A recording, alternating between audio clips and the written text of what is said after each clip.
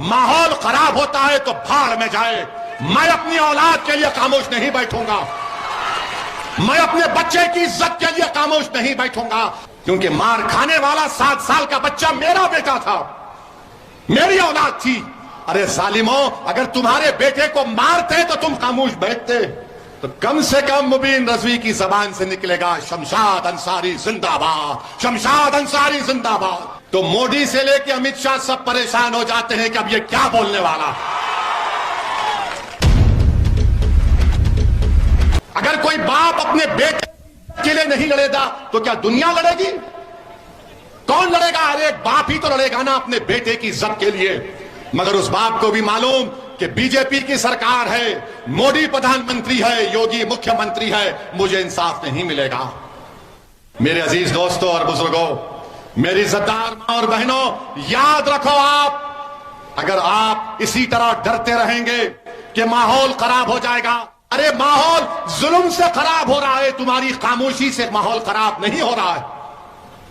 अगर वो बाप अपने बेटे की कंप्लेन नहीं कर सक रहा है, क्योंकि यही सेकुलरिज्म के चौधरी हैं, यही जो सेकुलरिज्म को ले डूबे है देश में, उसने जाकर उस बच्चे के बाप से कह दिया कि तुम कंप्लेन मत करो, गांव का माहौल खराब हो जाएगा।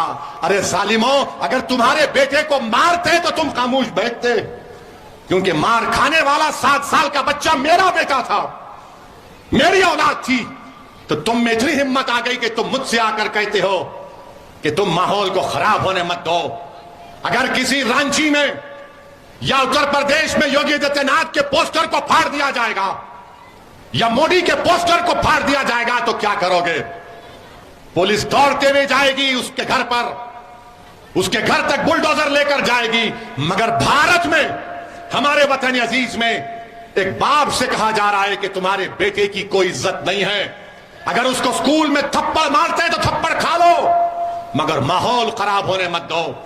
मैं आपसे कह रहा हूं, माहौल खराब होता है तो भाड़ में जाए। मैं अपनी औलाद के लिए खामोश नहीं बैठूंगा, मैं अपने बच्चे की इज्जत के लिए खामोश नहीं बैठूंगा। अगर गांव का माहौल मुझे बेइज्जती करने से खराब होता है तो फिर और खराब होने के लिए तैयार रहना पड़ेगा। क्या हमारी जान की कीमत नहीं है?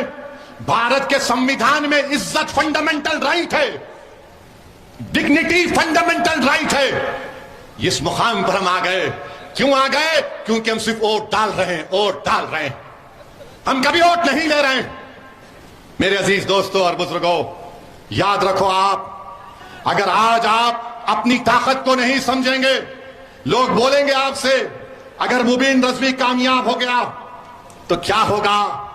मेरे अजीज दोस्तों और बुजुर्गों, अगर एक मुबीन रजवी तुम्हारा विधायक बनकर झारखंड की विधानसभा में जाएगा तो कम से कम मुबीन रजवी की जबान से निकलेगा शमशाद अंसारी जिंदाबाद, शमशाद अंसारी जिंदाबाद।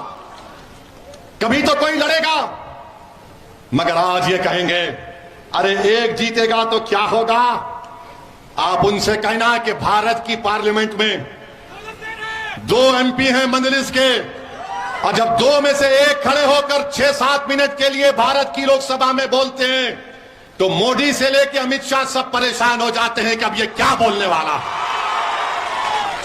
अगर हम बोलने की सलाहियत रखते हैं तो आपकी वजह से, आपकी दुआओं की वजह से, आपके वोट की वजह से, आपकी ताईद की वजह से, यही तो मेरी ताकत है, यही तो मेरी ताकत है और अल्लाह का करम है, सदका नबी करीम सल्लल्लाहु अलैहि वसल्लम का।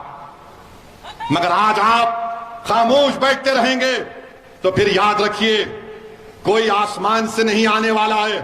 और आपको हम बताना चाह रहे हैं कि अब तो ट्रेन में वो यहीं पर था, शायद वो खबीस शैतान जिसने गोली मारी, वो झारखंड के रेलवे स्टेशन में था शायद, बहरहाल कहीं भी था। वो नाम पूछकर रेलवे में गोली मारता है। एक हैदराबाद का लड़का है, नौजवान बीवी है, 3 बच्चे हैं, उसको गोली मार दी, चेहरे पे दाढ़ी है। चैनल को लाइक, शेयर एंड सब्सक्राइब करें और बेल आइकन दबाना ना भूलें।